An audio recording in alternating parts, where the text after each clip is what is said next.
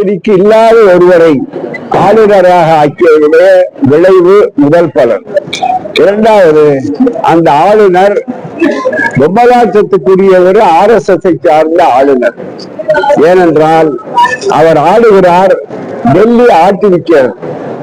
அதுதான் புரிகிறது. ஏனென்றால் எப்படி அதற்கு ஆதாரம் வேண்டும் என்றால், நான் சற்று நேரத்துக்கு முன்னால் என்னுடைய உரையில சொன்னதை போல இதே மாதிரி கேரளாவில் நடக்குது, இதே மாதிரி கர்நாடகா நடக்குது.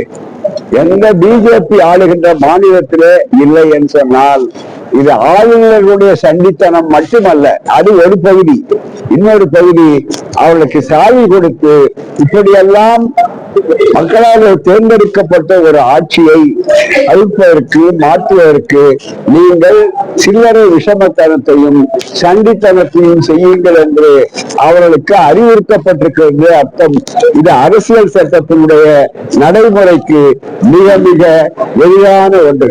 அரசியல் சட்டத்தினுடைய 159வது பிரிவு என்பதில ஆளுநர்கள் பதவி ஏற்கின்றதற்கு முன்னாலே என்ன எடுக்க வேண்டும் என்று சொன்னால், மக்கள் நலனுக்கு விரோதமாக எதையும் நான் செய்ய மாட்டேன், அரசியல் சட்டத்தை காப்பாற்றுவதுதான் என்னுடைய வேலை என்று சொல்லியிருக்கிறார்கள். மாநில அரசுடைய சம்பளத்தில் வாங்கக்கூடியவர் தான் ஆளுநர். ஆகவே அவருக்கென்று தனியே ஒரு உரிமை கிடையாது. எதை எழுதி கொடுக்கிறார்களோ அதை அரசாங்க சார்பாக வரும். அதுக்கு ஒரு சின்ன உதாரணம் சொல்ல வேண்டுமானால், இந்த அரசியல் சட்டத்தை மீறுகிறார் அவர் என்பதுதான் மிக தெளிவானது. ஆகவே நான் ஆளுநர்கள் பதவியே இனிமேல் கூடாது என்பதுதான் தமிழ்நாடு வழிகாட்ட வேண்டும்.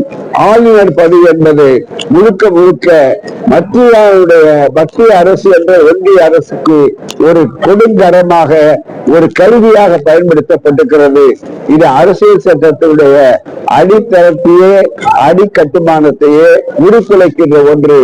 ஆகவேதான் எங்களுடைய கோரிக்கை, அந்த நடைமுறையை ஒழிவது மட்டும் முக்கியமல்ல, ஆளுநர் பதவியே ரத்து செய்யப்பட வேண்டும். அது மக்கள் விரோத நடவடிக்கைக்குத்தான் இந்த பதவி பயன்படுகிறது. ஜனநாயக உறவு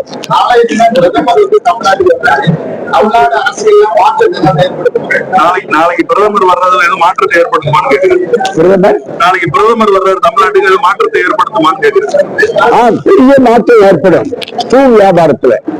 நன்றி, வணக்கம்.